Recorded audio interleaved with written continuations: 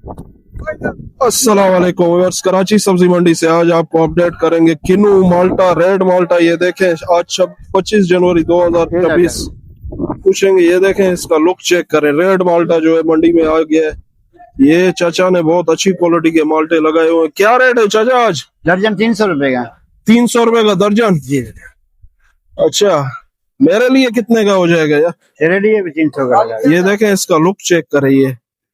ये जो है रेड माल्टा है, बिल्कुल जो है इसके एक एक वो चेक करें आप। इसका मीठा भी बहुत है। और ये किनू किनू सर, ये मोटा वाला 350 रुपए का है, 300 रुपए का। अच्छा, ये वाला ये 300 रुपए का। ये माल्टा सब सारा एक ही क्वालिटी का। ये जो लगाया हुआ है ये रेड माल्टा। ये देखें, इस तरफ चेक करें आप। ये सारा यहाँ से भी इसकी लुक चेक करें। ये लगाया हुआ है इन्होंने। कराची सब्जी मंडी से आज आपको अपडेट कर रहे हैं। ये किनू का लुक सामने से। ये क्यों खोल के बेचते हैं। ये माशाफोरी नहीं है, ये बाहर लगाते हैं। इसके क्वालिटी चेक करें आप। ये भी बता दी। ये वाला कैसे है? ये 400 रुपए का। ये 400 रुपए दर्जन।